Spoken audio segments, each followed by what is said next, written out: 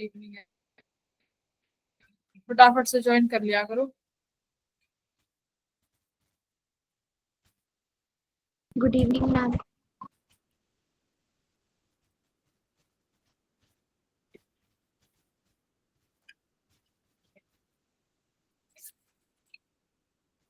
मैं भी पढ़ ही रही थी।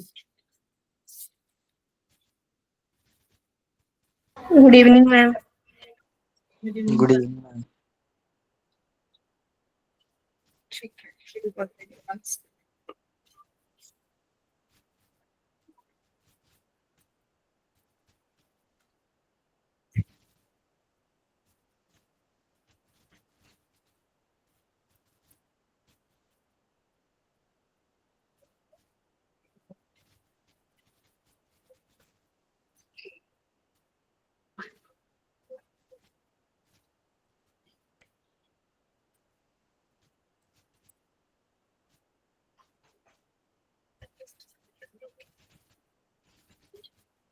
तो नोट्स वगैरह रिवाइज कर रहे हो? वेरी।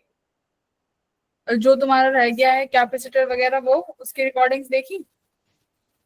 यस मैम, कंटिन्यूशन है।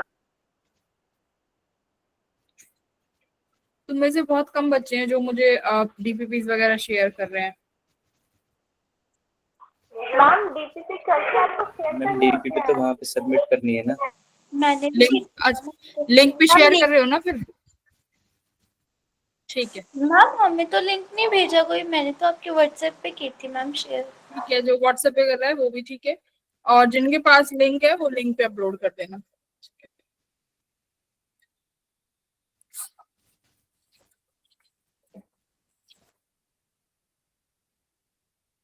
तो साफ।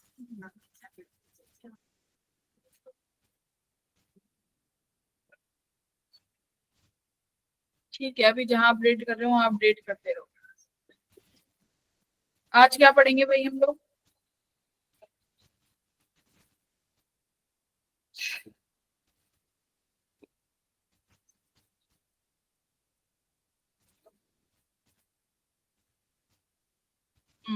Ma'am series and parallel resistance. हाँ।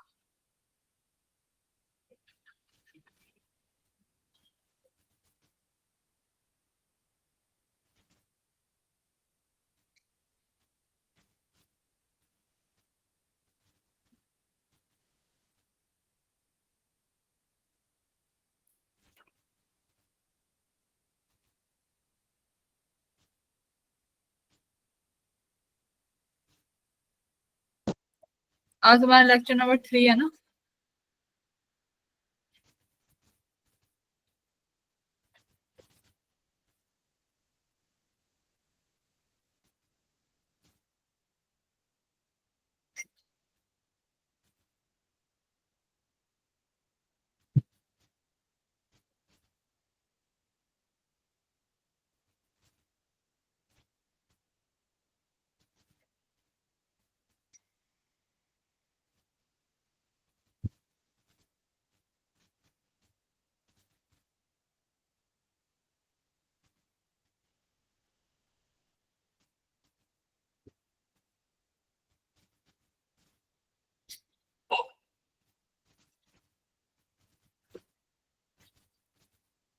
तो देखो लेक्चर नंबर 3 है, हम लोगों ने कहाँ तक कवर कर लिया? ओम्स लॉ कवर कर लिया है ना।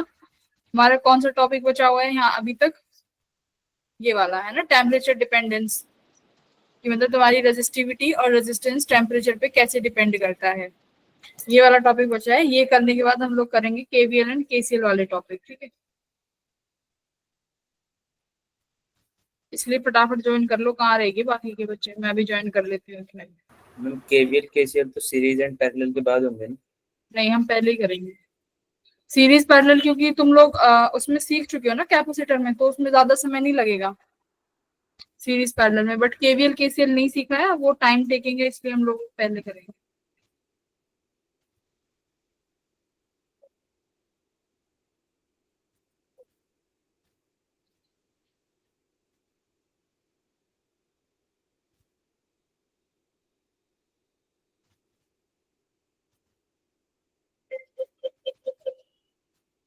शुरू करते हैं। तो पहले तो देखो इलेक्ट्रिकल रेजिस्टेंस एंड रेजिस्टिविटी, ये क्या होगा कि ये तुम्हें एक ऐसा रिलेशन मिलेगा यहाँ से कि आप टेम्परेचर का चेंज निकाल सकते हो कि रेजिस्टिविटी पर क्या आ रहा है। कि मान लो सपोज करो कि मेरे पास टी नॉट टेम्परेचर पे, यानी टी नॉट टेम्परेचर होता है 0 डिग्री पे, नहीं टी नॉट टेम्परेचर होता है हमारा किसी भी एक पर्टिकुलर डिग्री पे, 0 है ना, उस पे हमारा क्या टेम्परेचर है, उस पे हमारा रेजिस्टेंस की वैल्यू कितनी है, मान लो R नॉट है। अगर मान लो मुझे किसी पर्टिकुलर टेम्परेचर पे रेजिस्टेंस की वैल्यू पूछी है, कि अगर हम रेजिस्टेंस को सपोज करो किस 23 डिग्री पे पूछी है कि 23 डिग्री पे रेजिस्टेंस की वैल्यू क्या होने वाली है, तो आप उस टी टेम्परेचर पे रेजिस्टेंस की वैल्यू फाइंड कर सकते हो RT। तो उसके लिए हमारे पास एक रिलेशन है, देखो ये वाला रिलेशन, ये वाला रिलेशन आप रेजिस्टिविटी में भी लगा सकते हो और रेजिस्टेंस में भी, दोनों में एप्लीकेबल है। क्या है, ρ2 equals to ρ1 plus 1 alpha del T. Alpha क्या होता है, कल वाली क्लास में बताया था, temperature coefficient. Yes ma'am. Correct. Temperature coefficient क्या होता है कि अगर हम लोग पर डिग्री से किसी टेम्परेचर को राइज कर रहे हैं तो रेजिस्टिविटी और रेजिस्टेंस में क्या फर्क पड़ता है, ये हमारा अल्फा बताता है। डेल टी यहाँ पे देखो, अगर आप पूरा लिखोगे तो ρ2 इक्वल्स टू ρ1, ये डेल टी क्या है, चेंज है, 1 plus alpha T2 minus T1। तो ये डेल टी जो है ये दोनों टेम्परेचर का चेंज दिखा रहा है। अब एक बार बताओ, अगर मैं मटेरियल कंडक्टर्स के लिए यूज कर रही हूँ तो ये अल्फा कैसी वैल्यू आएगी फॉर मेटल्स? मैम पॉजिटिव आएगी। हाँ, कल ही पढ़ाया था कि मेटल्स के लिए अल्फा शुड बी पॉजिटिव, क्योंकि should be positive, positive value आएगी, क्योंकि टेम्परेचर के साथ साथ रेजिस्टिविटी के साथ क्या होगा, डिक्रीज होगी, है ना। हाँ इंक्रीमेंट सॉरी, होगा। रेजिस्टिविटी, हाँ कंडक्टिविटी डिक्रीज हो जाएगी और आपकी रेजिस्टिविटी बढ़ेगी। तो ये कैसा रिलेशन दिखा रहा है, पॉजिटिव रिलेशन दिखा रहा है कि आपके पास आप टेम्परेचर बढ़ा रहे हो तो आपकी रेजिस्टिविटी जो है ये इंक्रीज हो रही है, तो पॉजिटिव रिलेशन है, तो ये भी आपके अल्फा पॉजिटिव रहेगा। बट सेमीकंडक्टर के साथ क्या होता है, रेजिस्टिविटी घट जाती मैम है, नेगेटिव होती है। तो अल्फा क्या हो जाएगा इस केस में, शुड बी नेगेटिव। तो यहाँ पर, हाँ तो यहाँ पर क्या फायदा है, ये जो इक्वेशन है बेटा सेमीकंडक्टर्स और कंडक्टर्स दोनों के लिए एप्लीकेबल है। जैसे ओम्स लॉ था जो सिर्फ और सिर्फ आपका किसके लिए था, कंडक्टर के लिए, यहाँ पर ये जो इक्वेशन है ये आप दोनों के लिए यूज कर सकते हो, कंडक्टर्स के लिए भी और सेमीकंडक्टर्स के लिए भी, क्योंकि यहाँ पे सब चीजें डिपेंड कर रही है अल्फा पे। तो ये बहुत प्यारा रिलेशन है जो कि दोनों चीजों को कनेक्ट करता है। चलो अब देखो, याद रखना जो ये तुम्हारा टी है, ये टी नॉट जो है ये कैसा टेम्परेचर पे होगा, 0 डिग्री से, है ना। 0 डिग्री पे कितना तुम्हारा टेम्परेचर है, ये टी नॉट वाला ये जरूर वही होगा, एक जैसे यहाँ T2 माइनस T1 है, तो ये अगर मैं इसको नॉट बना दूं तो दैट मीन्स ये नॉट टी नॉट और रो नॉट क्या है भाई, रो नॉट कौन सा रेजिस्टिविटी है, किस टेम्परेचर पे, टी नॉट टी नोट पे। ठीक है, टी नॉट पे मतलब 0 डिग्री पे ही होगी आपका, ये तभी एप्लीकेबल है। ठीक है, चलो अब इस क्वेश्चन को एक बार सॉल्व करो, फिर हम केवीएल केसीएल पे बढ़ेंगे।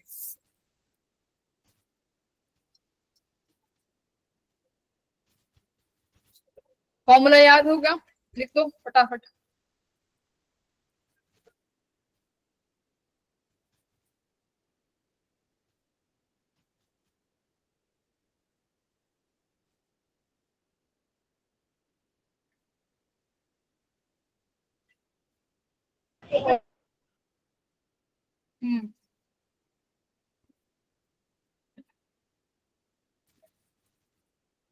Which option?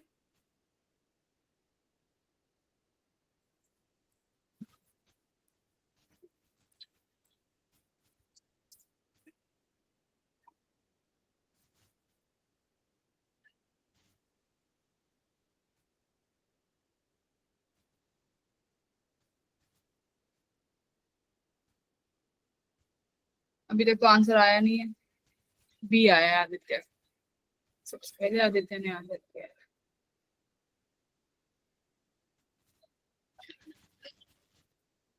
फॉर्मूला क्या है भाई, यहाँ पे रेजिस्टेंस है तो आप R T equals to R naught 1 plus alpha किसी टी टेम्परेचर पे माइनस टी नॉट पे। ठीक है, तो आर टी कितना दिया हुआ है भाई, at what temperature will the resistance became 3 times its value at 0 degree Celsius.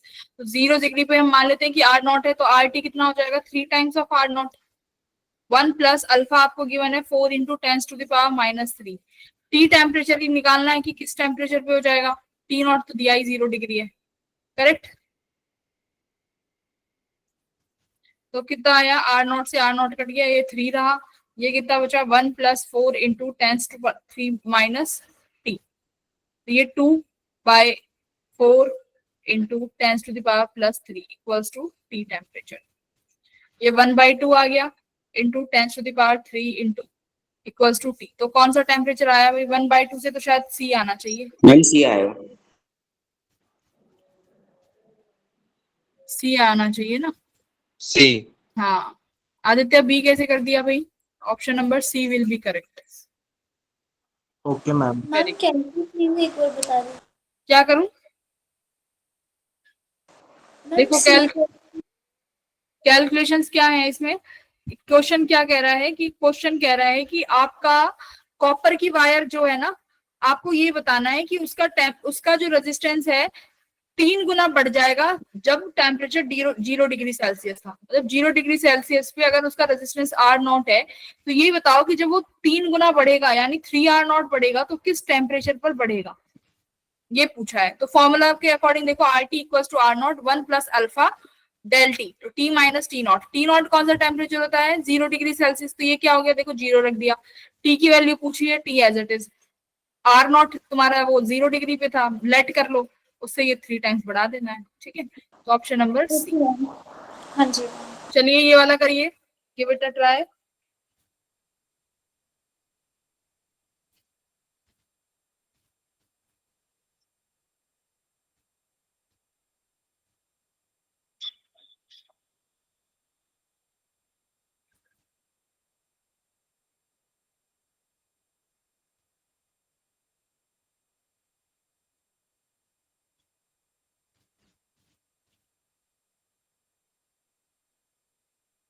Question समझा देती हूँ क्या कह रहा है। The resistance of a conductor is 5 ओम, मतलब एक R1 दिया हुआ है आपको 5 ओम, कितने डिग्री सेल्सियस पे भाई, टेम्परेचर 50 डिग्री पे। फिर बोल रहा है कि रेजिस्टेंस 7 ओम हो जाता है जब आप टेम्परेचर को 100 डिग्री बढ़ा देते हो। तो पूछा है अल्फा क्या होगा, ठीक है, ये चीजें गिवन। मैम हो गया ऑप्शन बी।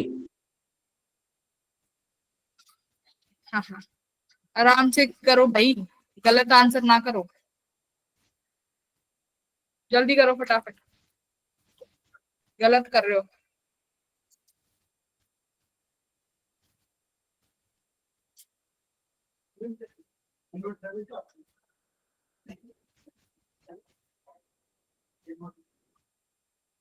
ए आएगा मैम, गलती से हो गया वो। धनंजय के 2 आंसर आ चुके हैं, ए बी। नहीं मैम, मैम ए पिछले ऑप्शन, जल्दी बोल दिया था। पलक का ए, अभिषेक ए, मैम ए। अब्दुल्ला का डी। अब्दुल्ला ने भी 2 आंसर दिए हैं, सी डी। अच्छा वो पहले वाला था, ठीक है।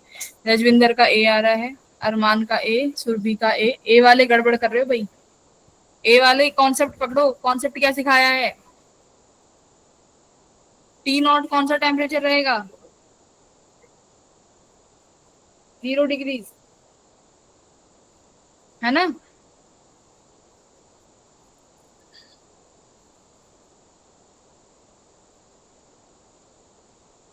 Option number D will be a correct answer. देखो कैसे, इक्वेशन बनाओ पहले, R T equals to R not 1 plus alpha del T, ठीक है। आर टी, तो पहले आर टी भाई 5 ओम था, ठीक है, 5 ओम। आर नॉट कौन सा टेम्परेचर है जो 0 डिग्री पे होना चाहिए, मेरे को नहीं मालूम, तो मैं इसको आर नॉट लिख दूंगी। 1 प्लस अल्फा नहीं मालूम, टेम्परेचर कितना है भाई 50 डिग्री सेल्सियस माइनस 0 डिग्री, सही है। ये इक्वेशन हो गई 1। सेकेंड इक्वेशन बनाओ, कितने डिग्री हो गया भाई, 7 ओम हो गया, कितने टेम्परेचर पे, 1 as it is plus alpha as it is, T2 minus T1 करते हैं, कितना टेम्परेचर पे हुआ है 100 डिग्री सेल्सियस पे। R नॉट कितने पे रहेगा 0 पे, याद रखो ये T नॉट हमेशा 0 ही रहेगा। ये तुम्हारी इक्वेशन नंबर सेकंड। अब फर्स्ट और सेकंड को डिवाइड करो, तो क्या आया 5/7, ये R नॉट से R नॉट कट जाएगा, कितना आया 1 प्लस अल्फा 50 डिग्री, और ये क्या आया 1 प्लस अल्फा 100 डिग्री। ठीक है, ये दो इक्वेशन बनानी पड़ेंगी, तुमने एक ही इक्वेशन में रख दिया सब। टी मैंने बोला था कि वहां पर जो T2 माइनस T1 है, this is the reference temperature, जो कि 0 डिग्री सेल्सियस हो सकता है या 100 डिग्री सेल्सियस। ठीक है, ये रेफरेंस टेम्परेचर रहेगा हमेशा। अब बताओ, अब इस इक्वेशन को सॉल्व करो, इक्वेशन नंबर 3 को क्या आ रहा है। ठीक है सुहानी, solve this equation.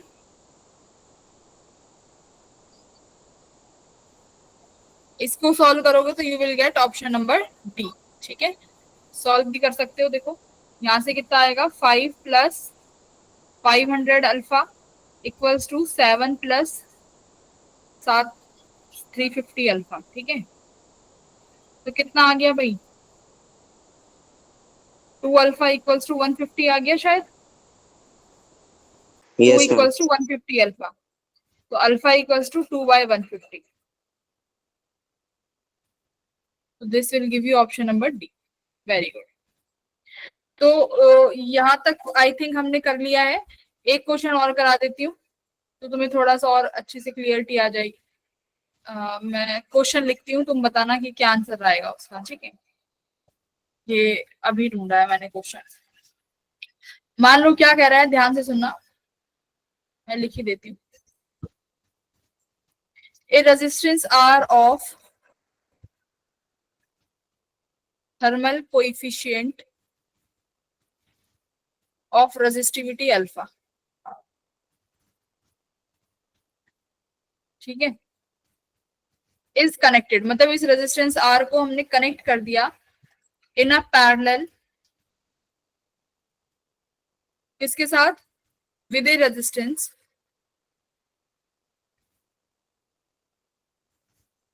Of 3R। ठीक है, मतलब जिसकी थर्मल रेजिस्टिविटी कितनी है, थर्मल कोएफिशिएंट कितना है, हैविंग कोएफिशिएंट 2 अल्फा। ठीक है, पूछा है ए इफेक्टिव बताओ, फाइंड ए, मतलब ये अल्फा इफेक्टिव बताओ कितना आएगा। एक रेजिस्टेंस आर है भाई, उसको तुमने किसी और रेजिस्टेंस के साथ में पैरेलल में लगा दिया, 3R वाले के साथ। ठीक है, आर और 3R दोनों पैरेलल में लगा दिए, उनकी रेजिस्टिविटी दी हुई है अल्फा और 2 अल्फा, तो अल्फा इफेक्टिव क्या आएगी। अल्फा इफेक्टिव समझ में आता है, अल्फा इफेक्टिव का मतलब क्या है। देखो एक तुमने वायर ली, वो वायर टेम्परेचर के साथ जो बढ़ रही है वो अल्फा का रिलेशन दिखा रही है। फिर तुमने फिर एक रेजिस्टेंस लिया 3R का। ठीक है, वो कैसे बढ़ेगी, वो 2 अल्फा से बढ़ेगी। अब तुमने अगर दोनों को पैरेलल कनेक्ट कर दिया तो अल्फा कैसे बढ़ेगा 1 डिग्री से, ये मतलब है इसका। बताओ भाई कैसे बढ़ाओगे।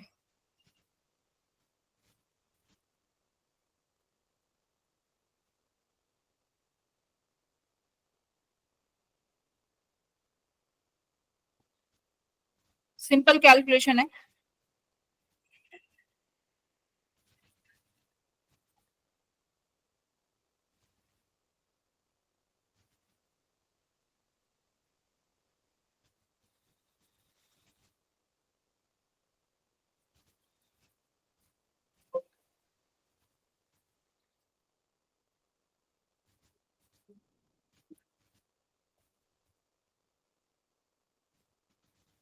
करो इसको।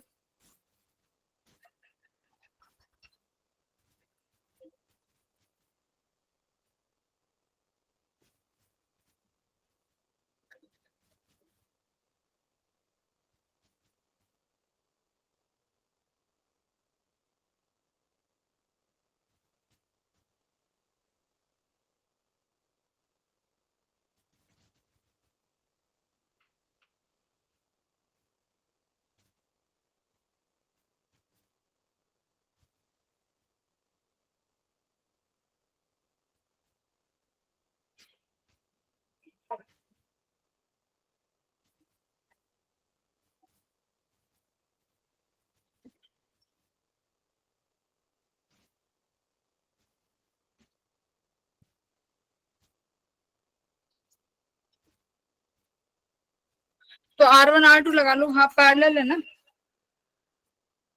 पहले R इक्विवेलेंट निकालो।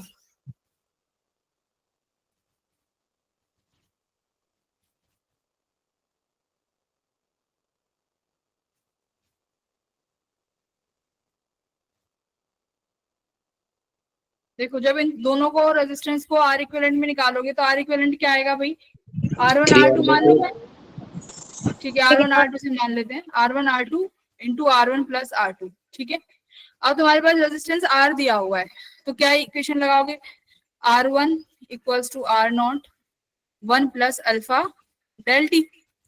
अब पहले ये रेजिस्टेंस R के लिए लगाओ कि कोई रेजिस्टेंस R है, उसका थर्मल कोफिशिएंट अल्फा दिया हुआ है, तो ये किसी टेम्परेचर T पे ही होगा R, है ना। तो मान लेते हैं ये R है, ये इस किसी 0 डिग्री टेम्परेचर पे इसका जो रेजिस्टेंस रहा होगा वो R0 रहा होगा। 1 प्लस इसका अल्फा दिया हुआ है, T माइनस T0 करोगे तो ये T आ जाएगा किसी T टेम्परेचर पे। ठीक है, इक्वेशन 1। अब देखो तुम्हारे पास दूसरा रेजिस्टेंस है, वो कितना रेजिस्टेंस है भाई, 3R, करेक्ट। मान लेते हैं कि उसका रेजिस्टेंस भी R0 है, रेफरेंस वाला। कितने डिग्री, इसका अल्फा कितना है, 3 कितना है, 2 अल्फा। ठीक है, कितने टेम्परेचर पे है भाई, T टेम्परेचर पे है। ये तुम्हारी इक्वेशन 2 हो गई। अब देख लो, अब तुम्हारे पास ये वैल्यू है, यहाँ पे इन वैल्यूज को रख दो। दिलप्रीत 3/4 नहीं बेटा, एक बार दोबारा चेक करो।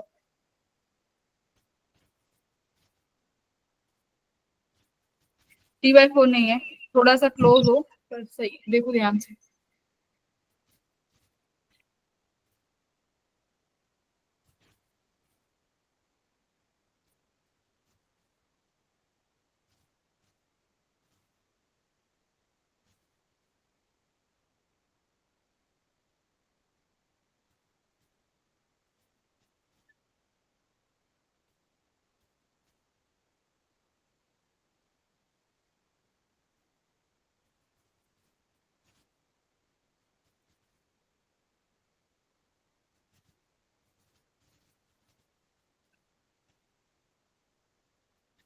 ठीक है, आर इक्विवेलेंट कितना आ जाएगा भाई, R0 आर इक्विवेलेंट कितना आ गया, ma'am 3R R1 3R upon 4R, तो कितना आ गया भाई, 3/4R। ठीक है, ये आपकी R0 की वैल्यू है, पैरेलल कॉम्बिनेशन में निकाल लिया। अब इसकी वैल्यू रख दो RT की यहाँ पे, आंसर निकालो फटाफट।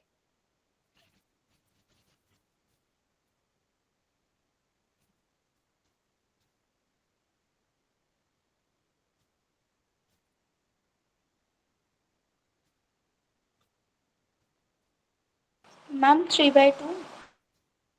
नहीं नहीं, 3/4 नहीं है बेटा, इसका 5/4 है। कहाँ पर गड़बड़ कर रहे हो, देखो यहाँ पे वैल्यू रखोगे R0 की, यहाँ पे मतलब किसी भी T टेम्परेचर पे हम निकालेंगे कि कितना हमारा रेजिस्टेंस आ रहा है ना, ये R इक्विवेलेंट RT किस टेम्परेचर पे आ रहा है, तो RT का इक्वेशन क्या लिखोगे, R0 1 plus alpha equivalent del T. ये लिखोगे किसी भी R टेम्परेचर T टेम्परेचर पे R0 1 प्लस ये अल्फा इक्विवेलेंट हो जाएगा, ये RT हो जाएगा। ये कब है, जब तुमने इसको पैरेलल में बना दिया, पैरेलल के बाद ये इक्वेशन लगेगी। तो पैरेलल में बनाया R1 R2 R1 plus R2, तो निकालो कैसे लिखोगे, R1 की वैल्यू कितनी है भाई आपके पास, R plus alpha del T, R2 कितना है 3R into 1 plus 2 alpha del T. ठीक है, मल्टीप्लाई का साइन है, यहाँ दोनों को ऐड कर दो, कितना हो जाएगा, R plus 3R 4R plus ये कितना बन जाएगा 7R अल्फा डेल टी। ठीक है, ये इक्वेशन बनेगी, इसको सॉल्व कर लो।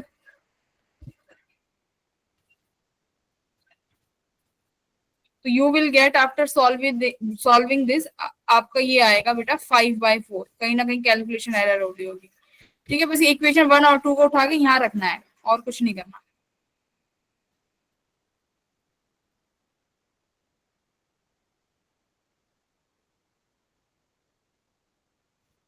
मैम अपॉन में अल्फा है कि 4 लिखा हुआ है।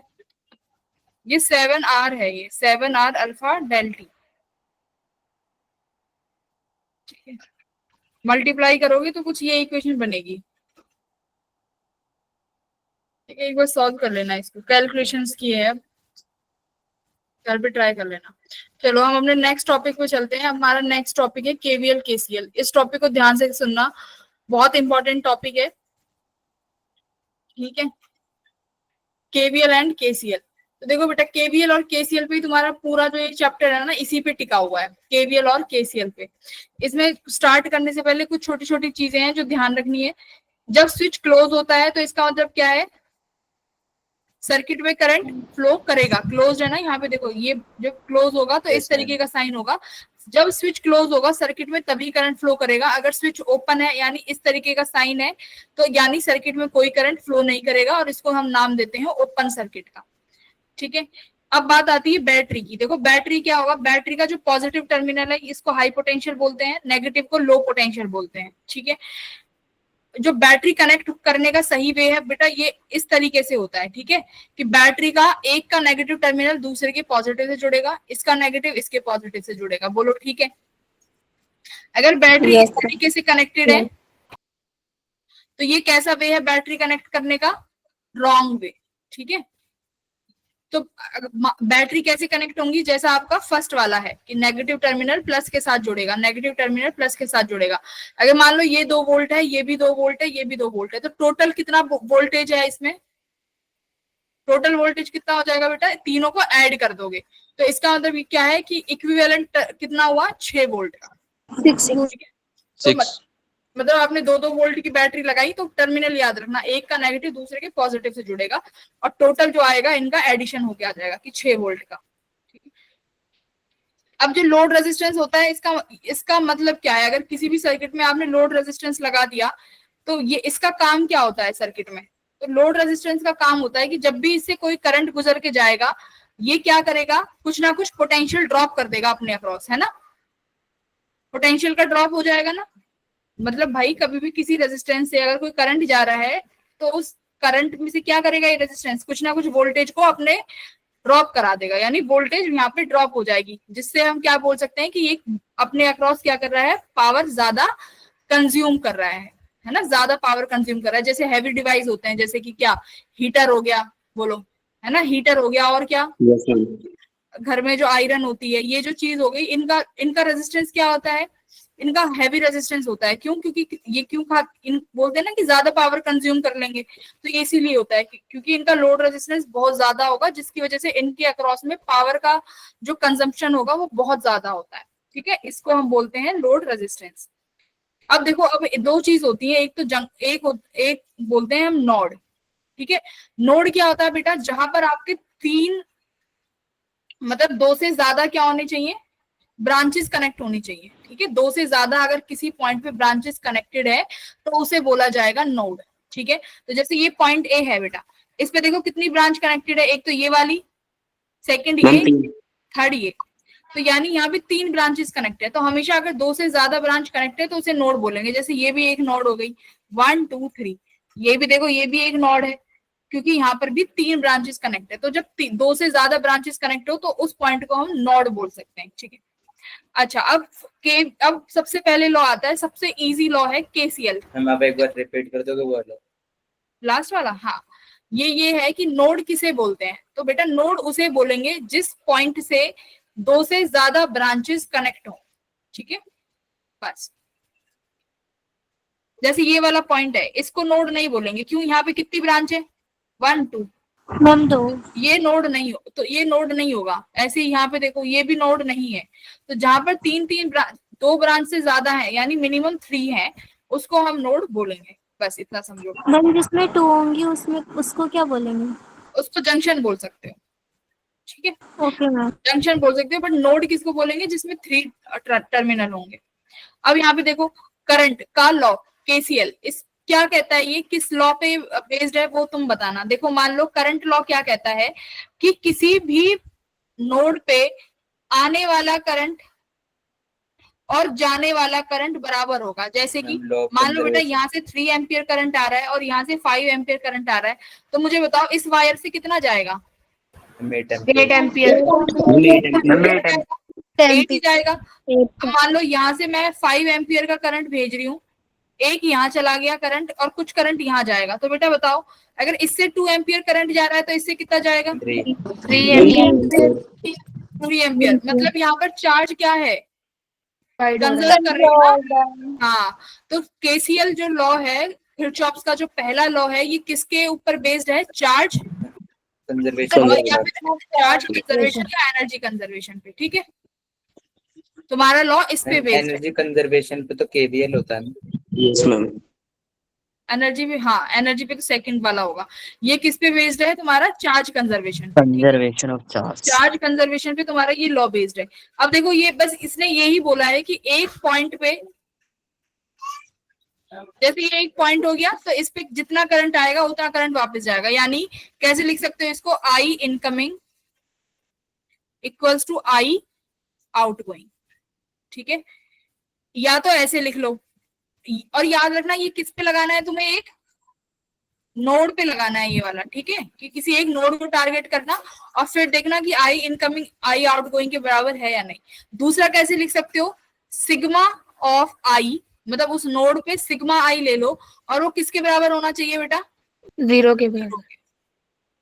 0 के बराबर होगा। अब इसमें क्या लेना पड़ेगा तुम्हें? इसमें तुम्हें चार्ज का वो लेना पड़ेगा विद साइन। क्यों लेना पड़ेगा? देखो विद साइन रखना पड़ेगा। जैसे कि आने वाला करंट पॉजिटिव, जैसे अब मैं इस वाली ब्रांच को ले रही हूँ, देखो जो मैंने ये सर्कल किया है। ठीक है बेटा, आने वाला करंट कितना है? +5। ठीक है, अब जो करंट जा रहा है उसको नेगेटिव में लो, तो जाने वाला करंट कितना है? -2 और -3। तो ये कितना आ गया फिर? 0। तुम्हारे पास दो ऑप्शन है, तुम्हें कैसे लिखना है। अगर पहला वाला लिखोगे तो उसमें आपको साइन नहीं लगाना, बस आना इक्वल्स टू जाना। लेकिन जब सिग्मा आई करोगे, कई बट जो तुम्हारा यूजफुल वाला है वो सेकंड है। ठीक है, जो अभी जब हम न्यूमेरिकल्स करेंगे उसमें ये वाला काम आएगा। ठीक है, ज्यादातर तो सिग्मा आई जो है वो 0 के बराबर है, तो आने वाला +5, जाने वाला ऐसे। ऐसी देखो इसमें भी कर सकते हो। आ कितना रहा है भाई? 3 एम्पियर +5 एम्पियर। जाने वाला नेगेटिव साइन के साथ लिखोगे 8 8 एम्पियर। एम्पियर। तो कितना आ गया? सिग्मा आई 0 आ गया। हाँ, तो सिग्मा आई 0। तो ये तुम्हारा बस करंट लॉ इतना सही है, बहुत इजी है। बट जब क्वेश्चंस करेंगे तब थोड़ा सा समझना पड़ेगा। ठीक है, क्वेश्चंस करेंगे तो समझ में भी आएगा। चलो ये वाला क्वेश्चन बताओ, इसमें आई कितना है?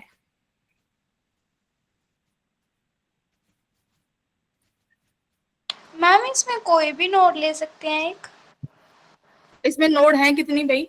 एक तो यही नोड है और एक ये मैम नोड होगी मैम ए और एक ऑप्शन ये नोड है। बस इन तीन नोड्स को मैम कंसीडर करो। ए ऑप्शन 1.7 हाँ, एम्पियर। देखो बेटा ये 2 है और ये 2 है, तो इस ब्रांच में कितना करंट जा रहा होगा? 4 एम्पियर। 4। ठीक है, 4 एम्पियर। तो अब करंट इस वाले टर्मिनल पे पहुंचा, बी पे। ठीक है, बी पे पहुंचा। बेटा अगर यहाँ 1 एम्पियर चला गया तो यहाँ कितना आएगा? 3 एम्पियर। इस बी पे 4 आया, 1 इधर चला गया, 3 इधर। अब इस वाले पे कितना आया भाई? 3 पहुंचा। अगर इधर 1.3 चला गया तो इधर कितना आएगा? 1.7। 1.7। हाँ, तो ऑप्शन ठीक है, इजी वन। चलो ये वाला करो, आई की वैल्यू बतानी है।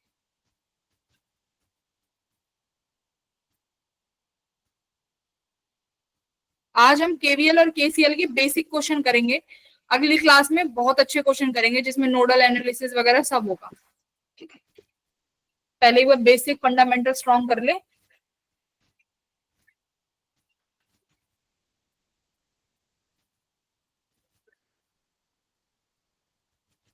Ma'am C option 23 ampere. Ma'am 23। Ma'am C option 23 ampere. Aditya का है, पहले किसने बताया था? मैम मैंने। ठीक है, ठीक है, वेरी गुड। अंजलि बेटा आपका कितना आ रहा? यस मैम ठीक। सबका 23 ही आ गया? Yes ma'am. सबका गलत आ गया? सबका गलत आ गया क्या? मैम 3 आ रहा है। ए ऑप्शन भी आ रहा है? Yes ma'am. ए किसका आ रहा है?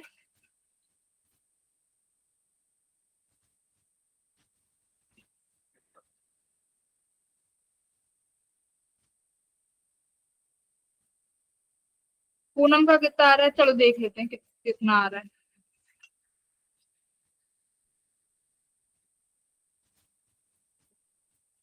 चलो लेट्स सी। देखो बेटा, पहले मैं नोड्स बना देती हूँ, ए बी सी और डी बना दी। अब ए नोड को देखो, ए नोड पे कितना करंट आ रहा है भाई, 15 एम्पियर ऊपर से आ रहा है, 8 एम्पियर यहाँ से आ रहा है, तो ए पे कितना पहुंचा 7. है?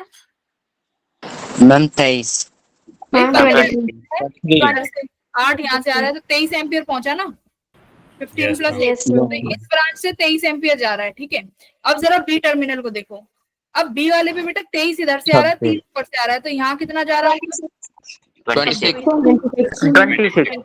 एम्पियर। अब डी पे पहुंचो, अब डी पे देखो 26 पहुंच रहा है डी पे, ठीक है। अब डी पे अभी एनालाइज नहीं कर सकते, अब सी पे आओ।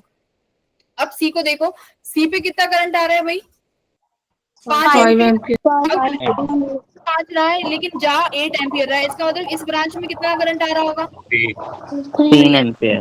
3 एम्पियर। सी को देखो, हाँ 3 एम्पियर, तो यानी डी पॉइंट में 26 पहुंचा, 3 इधर चला गया, तो इधर कितना चला गया होगा 23। मैम 22। ये बी वालों ने 13 कहाँ से बना दिया, 23. टर्मिनल मैम जंक्शन डायरेक्ट भी तो कर सकते हैं, इनपुट और आउटपुट सिर्फ देखे कि कितना इनपुट आ रहा है और कितना आउटपुट जा रहा है।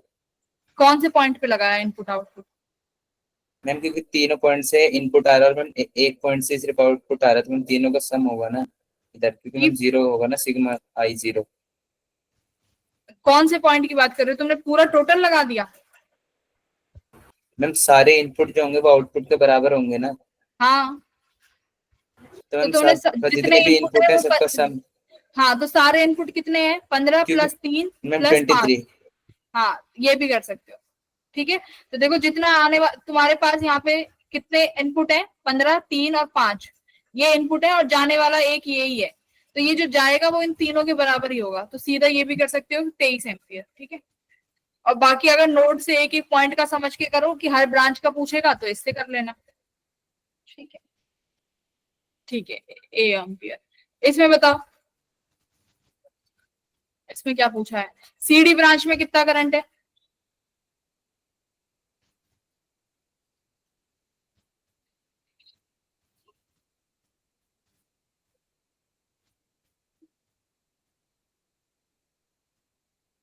Ma'am I2 plus I3 B option. B option. Ma'am, option B. Ma'am option B. Ma'am कोई ऑप्शन आंसर बी। नहीं बताएगा, जिसका हो जाता है वो डन लिख दिया करो, जिसका हो जाए वो डन लिख दो, मेरी मर्जी है मैं जिससे पूछना चाहूँ, no one tells the answer. तो देखो बेटा, ए टर्मिनल पे हमारा I1 करंट आया, जिसमें से I2 यहाँ चला गया, I3 यहाँ चला गया, तो इसका मतलब I2 और I3 अभी किसके बराबर ही है, I1 के बराबर ही तो है, I2 प्लस I3, करेक्ट। अब देखो I2 यहाँ पहुंचा होगा, करेक्ट, I3 यहाँ पहुंचा होगा, तो सी पे कौन सा करंट आ गया, I2 और I3। तो सीडी ब्रांच में कौन सा करंट जा रहा है, दोनों का एडिशन। और अगर सीधा I1 होता तो आंसर में तो I1 भी करेक्ट कर देते, तो कौन I2 plus I3, option number B, ठीक है। बहुत अच्छे, बहुत अच्छे।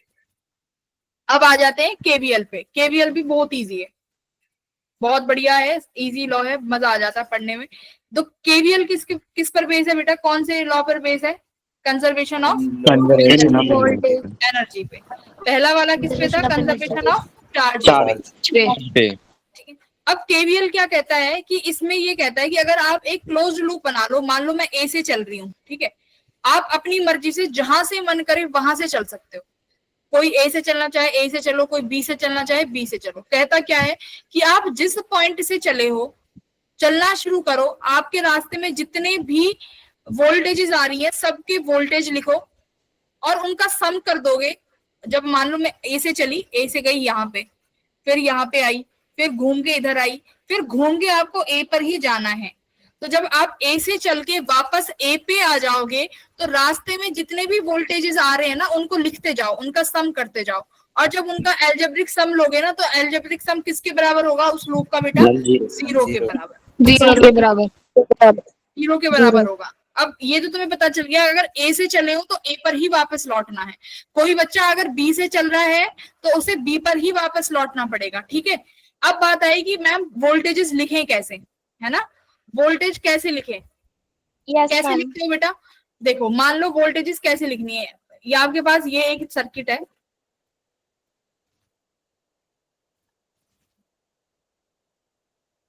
ठीक है, ये मैं इसको क्लोज कर देती हूँ, ठीक है, VA ये, ठीक है, बी टर्मिनल। अब मेरी बात ध्यान से देखो, यहाँ पे आप करंट चलाओगे अपनी मर्जी से, मैं मान लेती हूँ कि करंट इस डायरेक्शन में, मैं गिवन दे देती हूँ आपको, ठीक है, इस डायरेक्शन में करंट आई फ्लो कर रहा है, सही है, सपोज करो इस डायरेक्शन में आई करंट फ्लो कर रहा है। अब देखो ये बेटा पॉजिटिव टर्मिनल है, ये नेगेटिव, ठीक है, ये नेगेटिव टर्मिनल है, ये पॉजिटिव, देख के पता चल रहा है। ये रेजिस्टेंस R1 है, ये रेजिस्टेंस R2 है। अब कैसे लिखना है, पहली बात मुझे बस ये बताओ, करंट की डायरेक्शन में पोटेंशियल के साथ क्या होता है, करंट कैसे फ्लो करता है, positive to negative. Positive to negative. अगर आप करंट की डायरेक्शन में भाग रहे हो तो पोटेंशियल घटता हुआ मिलेगा कि बढ़ता हुआ? मैम देखो बच्चे पॉजिटिव से नेगेटिव में पोटेंशियल क्या हो रहा है भाई, घटेगा ना, मैम बेटे पोटेंशियल इज डिक्रीजिंग, क्योंकि आप पॉजिटिव से नेगेटिव जा रहे हो, पोटेंशियल इज डिक्रीजिंग। मैं यहाँ पे लिख देती हूँ, potential decreases in the direction of positive to current, ठीक है, in the direction of current. सबको पता है क्योंकि भाई आप पॉजिटिव से नेगेटिव जा रहे हो और नेगेटिव लो पोटेंशियल होता है, तो हाइयर से लो पोटेंशियल मतलब पोटेंशियल घटेगा। अब मान लो अगर आप पोटेंशियल के साथ साथ चल रहे हो, कि यानी कोई बच्चा है जो अपनी रेस ए से शुरू कर रहा है, ठीक है, कोई स्टूडेंट अपनी रेस को ए से शुरू कर रहा है, तो इसका मतलब वो करंट के साथ साथ जा रहा है, हाँ या ना? Yes ma'am. करंट के साथ जा रहे हो, ठीक है, आप करंट के साथ जा रहे हो तो आप पोटेंशियल लिखना शुरू करो, ठीक है, पोटेंशियल लिखोगे, मैं ए पे भी पोटेंशियल मान ले रही हूँ कि पोटेंशियल ए है, तो ए का पोटेंशियल मैंने VA लिख लिया। अब एक बात बताओ बेटा, अगर इस रेजिस्टेंस से आई करंट जा रहा है तो ये रेजिस्टेंस कितना पोटेंशियल होगा इसके across? -IR V equals to IR, यही होता है फॉर्मूला। अब अभी रुक जाना, आप लिखोगे इसका पोटेंशियल लिखोगे I इंटू R1। अब एक बात बताओ, जब आप इसके ए से इस रेजिस्टेंस को क्रॉस करके गए तो आपके साथ पोटेंशियल घटा कि आप करंट की डायरेक्शन में, बोलो हाँ या ना? यस मैम तो आप कौन सा लगाओगे बेटा, नेगेटिव का, कैसा साइन लगाओगे? समझ आया मैंने नेगेटिव का साइन क्यों लगाया है? क्योंकि आप करंट की डायरेक्शन में भाग रहे हो और करंट की डायरेक्शन में रेजिस्टेंस क्या हो रहा है, कम हो रहा है। पोटेंशियल क्या हो रहा है, डिक्रीज हो रहा है, तो ये माइनस का साइन। अच्छा अब देखो आप यहाँ पहुंचे इस वोल्टेज में, इसका मैं EMF मान लेती हूँ E1 है। अब बताओ, अब आप इस EMF में किस साइन पे जा रहे हो, प्लस से नेगेटिव, तो यानी पोटेंशियल घटा कि बढ़ा? डिक्रीज। माइनस नहीं हाँ बेटा, आप प्लस से माइनस गए मतलब नेगेटिव, यानी पोटेंशियल घटा, तो अब इसका पोटेंशियल लिखोगे तो क्या लिखोगे, -E1 ठीक है, -E1 बेटा। अब देखो करंट यहाँ पहुंचा होगा, ठीक है, अब R2 कैसे लिखोगे?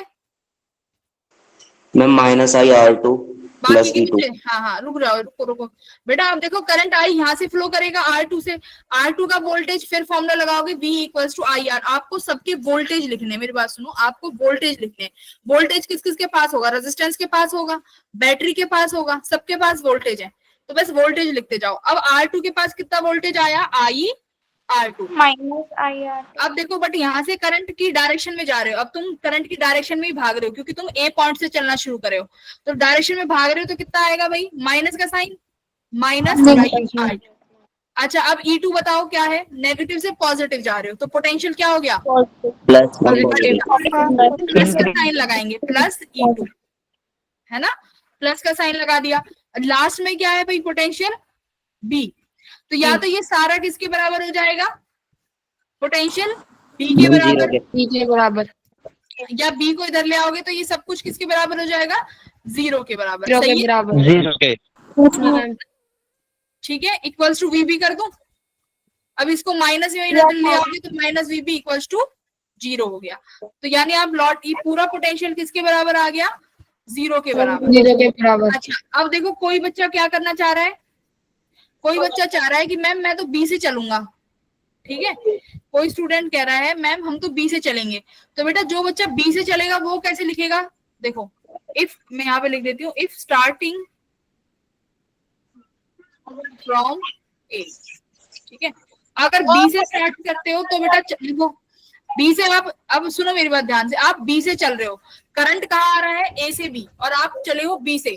अब बताओ E2 कैसे लिखोगे भाई, कैसा साइन लिखोगे?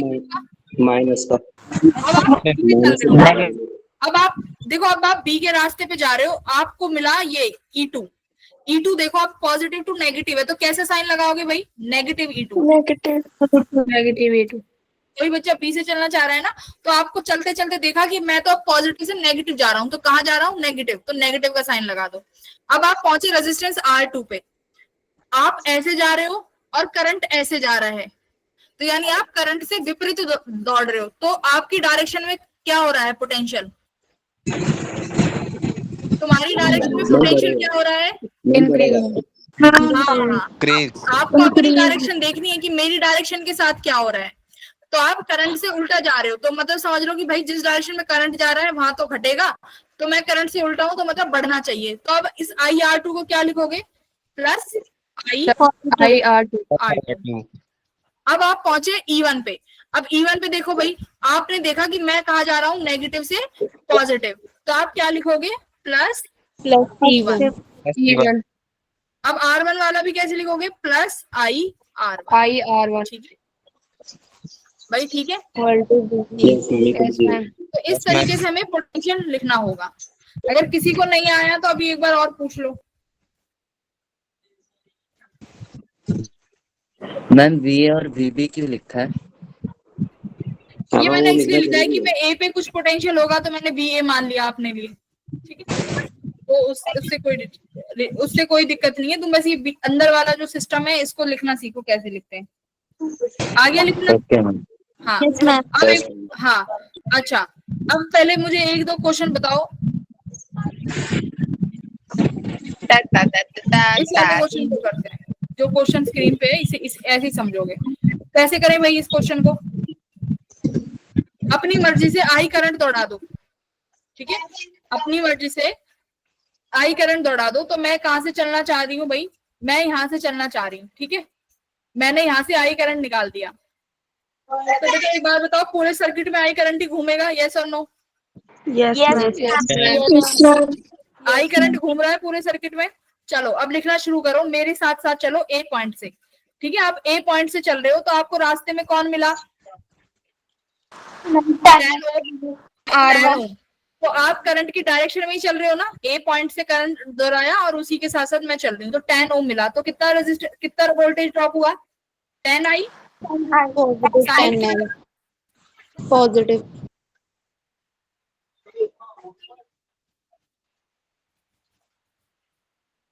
करंट की डायरेक्शन में पोटेंशियल के साथ क्या होगा, नेगेटिव। ऐसे सोच लो कि अगर हम करंट की डायरेक्शन में चल रहे हो, मतलब तुम्हारी और करंट की डायरेक्शन सेम है, तो इसका मतलब पोटेंशियल घटेगा। अगर तुम्हारी डायरेक्शन करंट से अपोजिट है तो पोटेंशियल बढ़ेगा, मतलब पॉजिटिव साइन लगाना है, ठीक है, रट लो। अगर करंट की डायरेक्शन में हो, कहाँ लिखवाऊं, यहाँ पे लिखवा देती हूँ। अगर करंट की डायरेक्शन में मूव करेंगे तो क्या होगा, कैसा साइन लेंगे, नेगेटिव।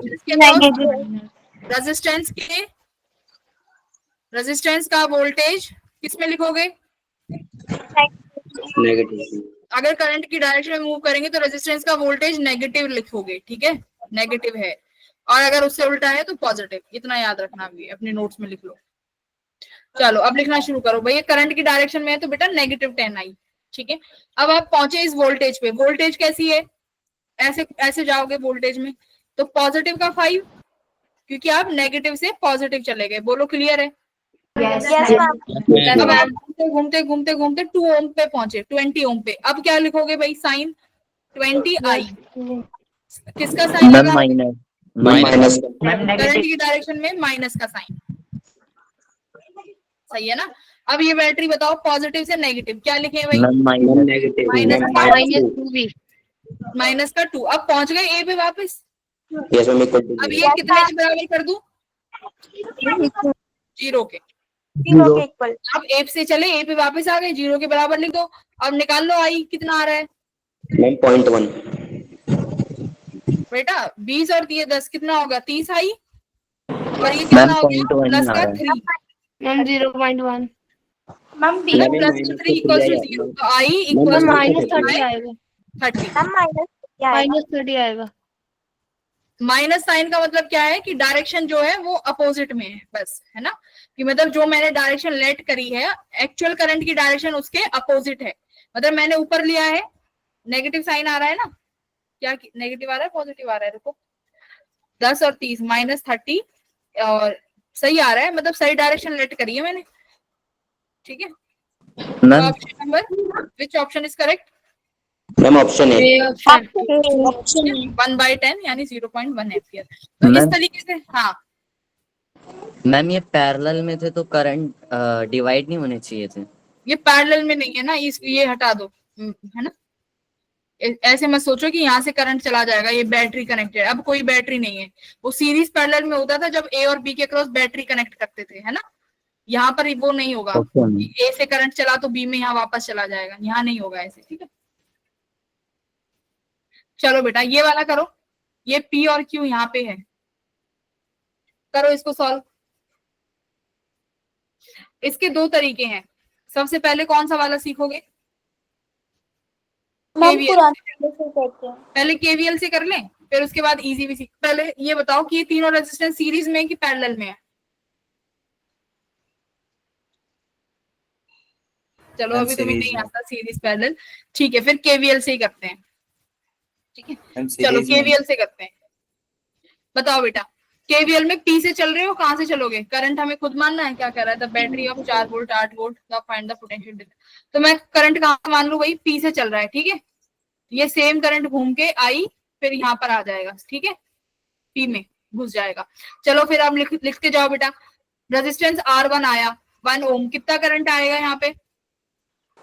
माइनस क्या लिखूं? माइनस का माइनस 1 आई। अच्छा आगे प्लस बताओ। 4 +4 +4 -8। Very good. आगे बताओ, करंट की डायरेक्शन में हो, घटाओगे। -2 आगे बताओ, -9 आई, राइट। -9 और ये किसके बराबर है? 0। यस कर दो, क्या आया अभी? करंट कितना आ रहा है? 1/3 एम्पियर। मैम 1/3 आ रहा है 1 9 10 11 12 -2 आई। ठीक है, माइनस का 4 equals to 0। 12 I equals to कितना आया भाई? 4।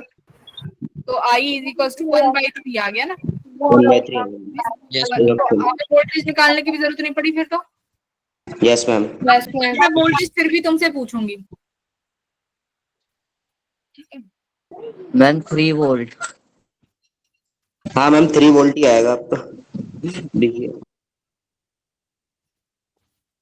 आई निकाल लिया, अब वोल्टेज कैसे निकाल लोगे? मैम IR रेजिस्टेंस अब सीरीज पैरेलल नहीं सिखाया ना मैंने, हम यहाँ पे कई सीरीज बच्चों में। को नहीं आता होगा। मैम केवीएल से भी कर सकते हैं। चलो बेटा वोल्टेज भी 3 वोल्ट निकालो, कैसे आएगा?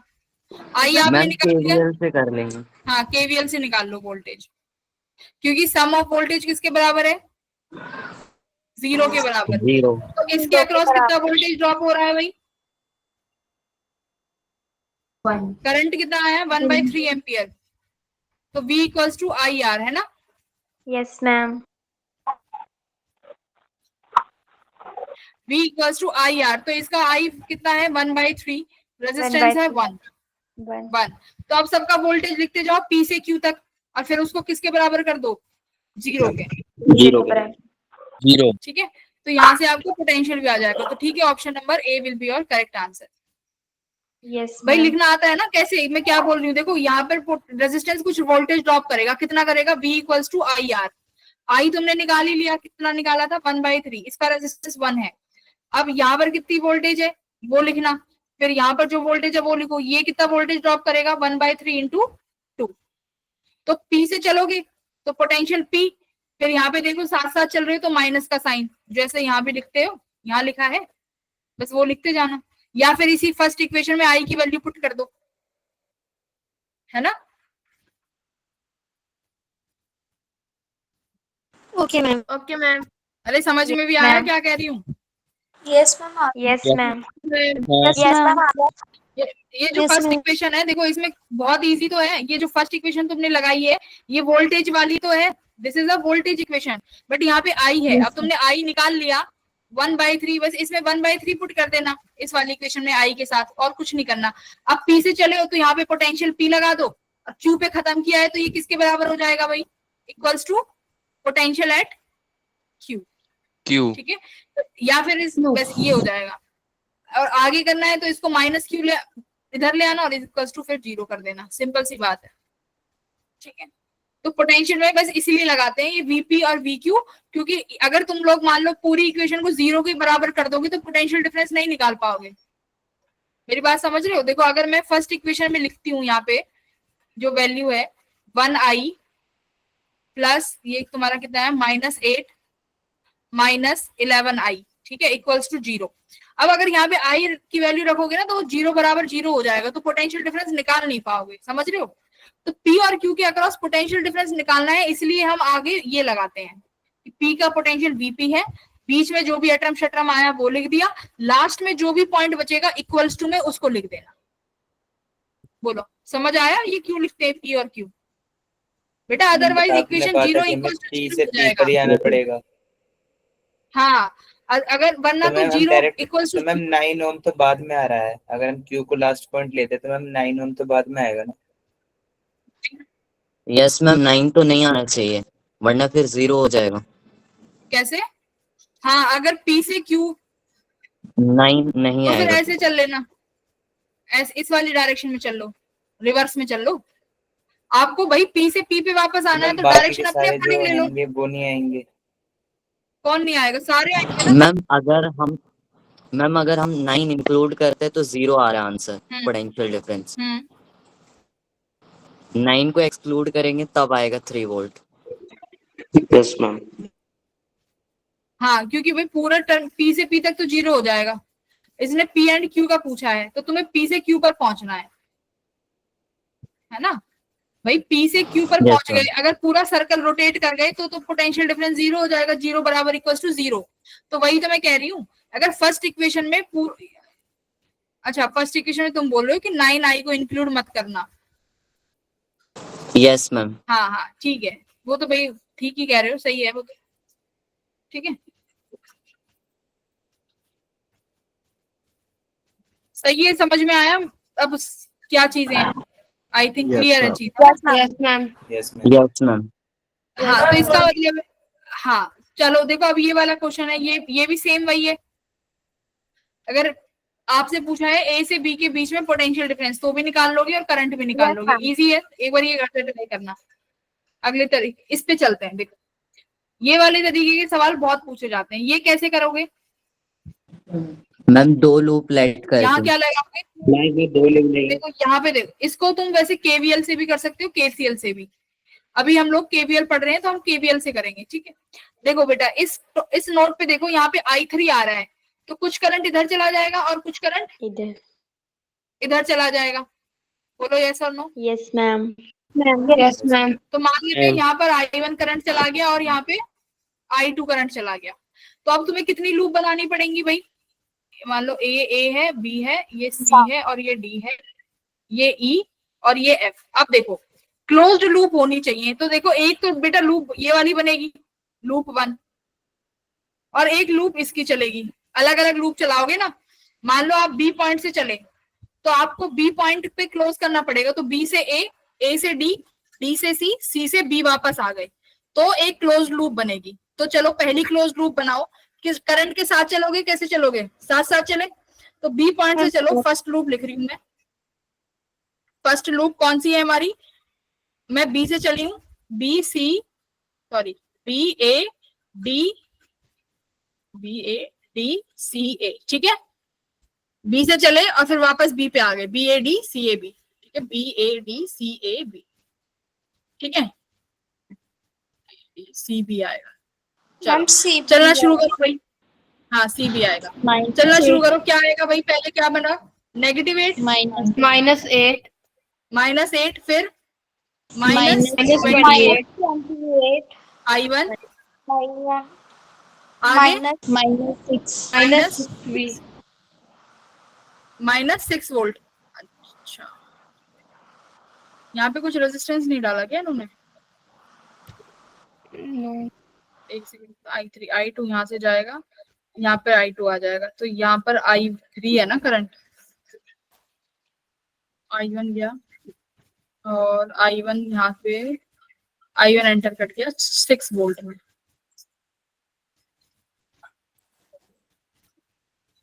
ठीक है, इसको मान लो इक्वल्स टू 0, ठीक है।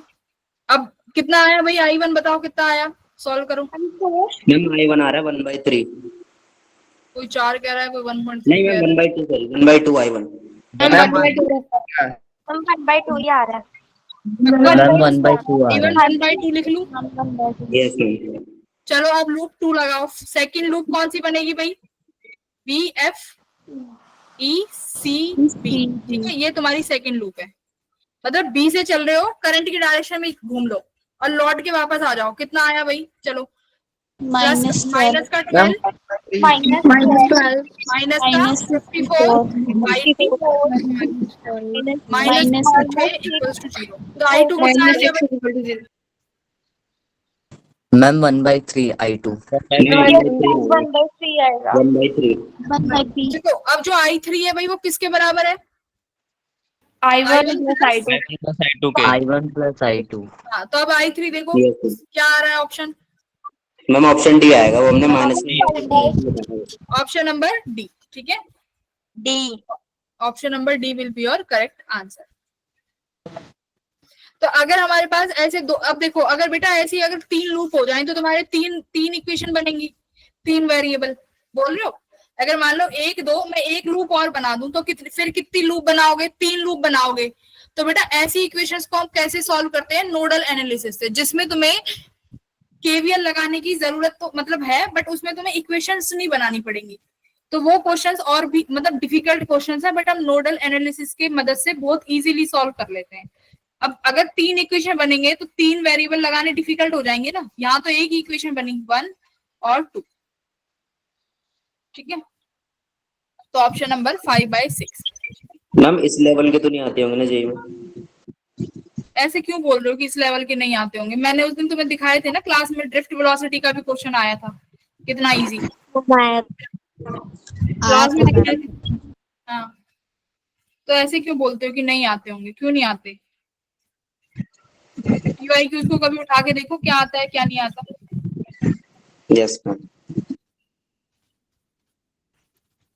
बेटा यहाँ पे ये क्वेश्चन सॉल्व हो जाते हैं, जेई में ये भी नहीं सॉल्व हो पाते क्योंकि प्रेशर रहता है ना एग्जाम का, और तुम्हारे पास तुम्हें ये अब इजी क्यों लग रहा है, क्योंकि अभी तुम टॉपिक वाइज पढ़ रहे हो, ठीक है। जब पूरा सिलेबस इकट्ठा हो जाएगा ना 11th का और 12th का, तब थोड़ी सी दिक्कत होनी शुरू होती है। चलो अब ये वाला क्वेश्चन सॉल्व करो और I3 की वैल्यू बता दो और सब डन लिखते जाएंगे, मैं जिससे पूछूंगी वो आंसर करेगा। किसकी वैल्यू पूछी है इसमें, I1 पूछिए, तो I1 की वैल्यू बता दो। धनंजय ही बताएगा सबसे पहले, वो कह रहा है ना इतने इजी नहीं आते, बता धनंजय।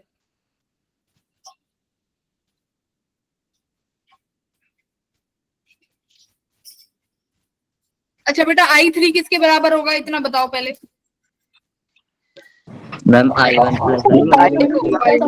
अब एक चीज ध्यान रखना, केवीएल लगाते वक्त एक चीज ध्यान रखना, क्या याद रखनी है कि भाई आपको केसीएल भी फॉलो होना चाहिए।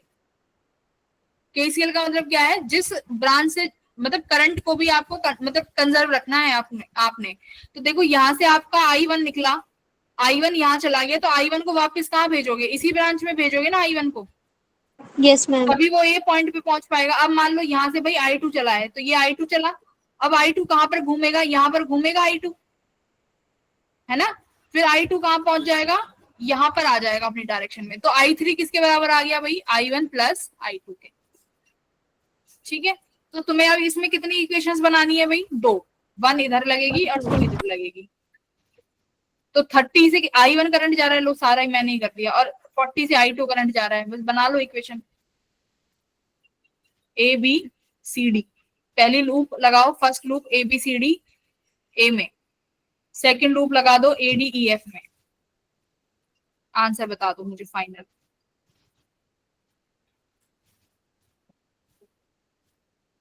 ये वरुण कैसी डीपी लगा रखी है ADEF ये? कौन सा लूप बन रहा है मैम?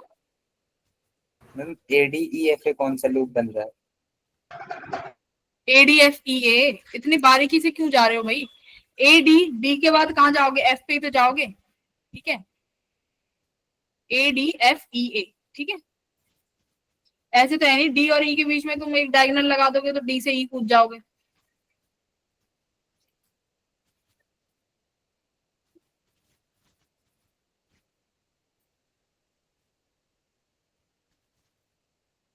वरुण कैसी डीपी लगा रखी है ये?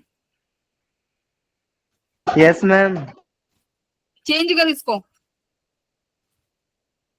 बाद में एकदम कर दूंगा। हाँ, मतलब बाद में कर लेना, अगली क्लास में नहीं होनी चाहिए ये। अरे कुछ ओके कांच मैम। वांच तो टक गया हो।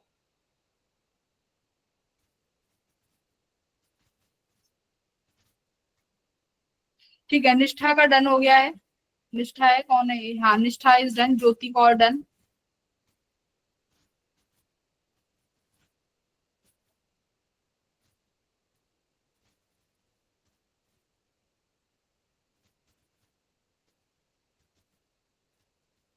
तो ABCD में लगाएंगे तो बेटा -30 I1,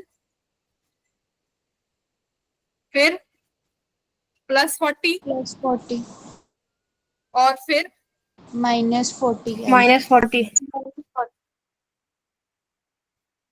-40। I3 किसके बराबर है भाई, I1 plus I1 plus I2। अब A पे पहुंच गए, इक्वल टू 0 रख दो, ठीक है। अब ADEF को आप AD से चल रहे हो तो यहाँ पे करंट की अपोजिट डायरेक्शन में हो तो यहाँ पे पॉजिटिव आएगा 40 I3, तो मैं इसको I1 प्लस I2 लिख रही हूँ, ठीक है। मैं A से D जा रही हूँ ना, तो अपोजिट यानी ये पॉजिटिव होगा। अब ये पॉजिटिव से नेगेटिव 40 वोल्ट, ठीक है। अब AD यहाँ से पॉजिटिव से नेगेटिव 80 वोल्ट, ठीक है। सही है, देखते रहना, पॉजिटिव से नेगेटिव, नेगेटिव, और ये पॉजिटिव से नेगेटिव, नेगेटिव। यहाँ पर क्या आ जाएगा, करंट की अपोजिट डायरेक्शन में हो तो प्लस का 40 I2 इक्वल्स टू 0। तो ये 2 इक्वेशन बनी है भाई सबकी। Yes ma'am. अच्छा, बच्चे कितना आंसर आ रहा है भाई, बोलो अनम्यूट करके, अनम्यूट करके बोलो खुद को। 2 मिनट मैम, रीचेक कर रहा हूँ। हाँ, गलत कर दिया ना। अब इसने इक्वेशन देखी है, अरे ये तो अलग इक्वेशन बना दी मैंने तो। देखो बेटा, एक चीज और मेरी सुन लो, जैसे तुम्हारे पास ये 2 लूप है, एक चीज और हमेशा ध्यान रखना, जैसे यहाँ पर कितनी लूप है आपके पास, 2 लूप है, फर्स्ट और 2। अब अगर किसी बच्चे ने I1, I2 और I3 3 वेरिएबल लिख लिए होंगे तो वो इस क्वेश्चन को कभी सॉल्व नहीं कर पाएगा, ठीक है।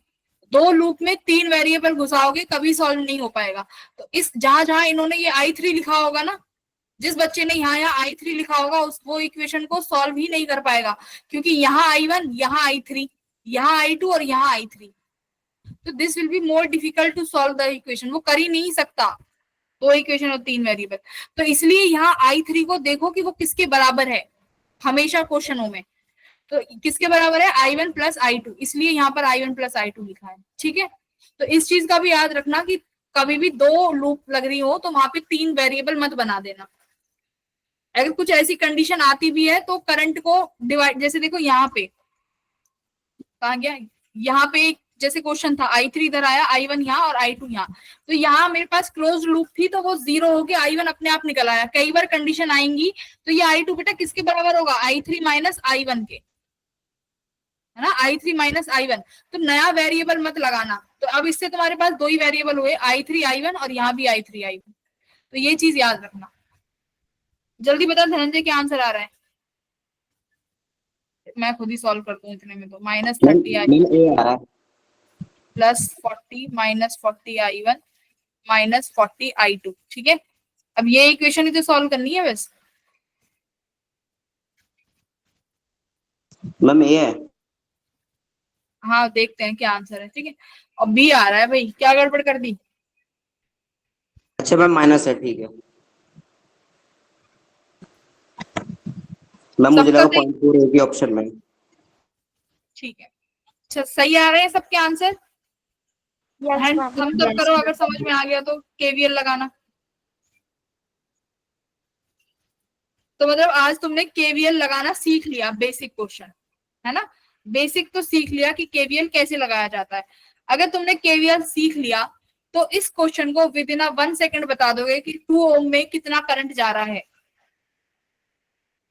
जिसने अगर सीख लिया वो 1 सेकंड 2 सेकंड 5 सेकंड में बता देगा कि 2 ओम से कितना जा रहा है। केवीएल और केसीएल दोनों का दिमाग चाहिए यहाँ पे। ठीक है, पीर बख्श बता कितना जाएगा यहाँ से?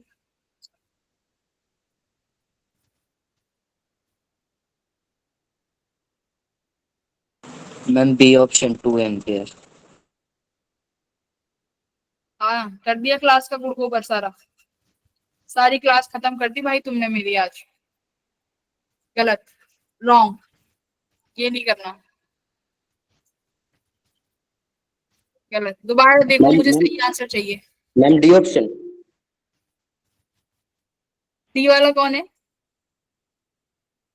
डी वाला कौन है? कोई नहीं मैम। नहीं नहीं बताओ कौन है ये, सही भी हो सकता है। अच्छा मैम डी फिर मेरा।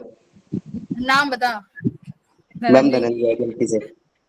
ये इतना बोलता है, हमें इसका आंसर गलत ही बताएगा, ये गलत है ये भी। अब बोलो कि मैम इतने मैम इजी दो और क्वेश्चन रह आते गए हैं हैं क्या? बस, मैम और कोई बता देंगे हो जाएगा सही। मैम 0। मैम इतने मैम इजी जीरो। क्वेश्चन आते हैं क्या जेई में? यही मैम क्वेश्चन सारे आते हैं अच्छे जेई हैं। में, यही आता है जेई में, और जिसे तुम गलत करके आते हो फिर। मैम वो वाला इजी था। ये मैम भी आंसर इजी है। क्या है? देखो बेटा, मान लो आपके पास ये बैटरी है, यहाँ से I1 करंट गया। ठीक है, तुमने I1 करंट घुमाया, 5 ओम से कितना करंट घुमाओगे? I1 ampere. अब देखो तुम यहाँ पहुंचे, अगर आप 2 ओम को कुछ करंट दे दोगे, तो मान लो आपने यहाँ से I1 डैश करंट 2 ओम को दिया, तो क्या वो करंट वापस 10 वोल्ट की बैटरी में एंटर कर पाएगा? कहीं से कोई रास्ता है? ये यहाँ जाएगा, यहाँ जाएगा, ये तो इस वाली बैटरी में चला गया। इस बैटरी तक जाने का कोई रास्ता ही नहीं है 2 ओम के पास। तो 2 ओम के पास कोई भी करंट नहीं जाएगा, तो I1 आया, ये I1 सीधा का सीधा यहाँ चला जाएगा। सिमिलरली ये 20 वोल्ट है, मान लो यहाँ से I2 करंट आया, इस 10 ओम से I2 चला, और ये 10 I2 चुपचाप यहाँ से घूम के इस बैटरी में वापस चला जाएगा। ठीक है, तो यहाँ पर आपका केसीएल लगेगा। तो केसीएल क्या कहता है कि भाई जितना करंट बैटरी से निकला है उतना करंट बैटरी में वापस भी जाना चाहिए, जाना चाहिए ना। यस तो मैम। इसमें 2 ओम से कोई ऑप्शन करंट नहीं जाएगा, तो option number C, C 0। 0।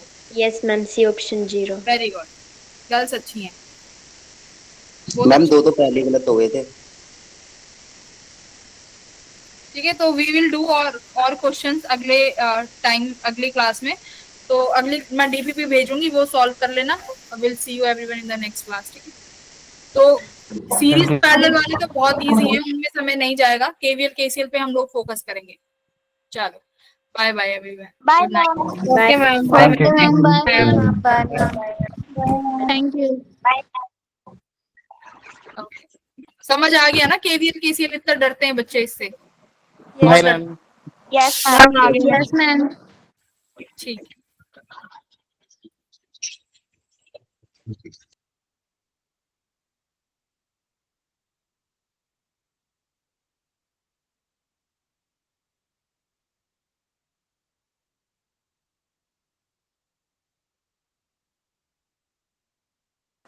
Ma'am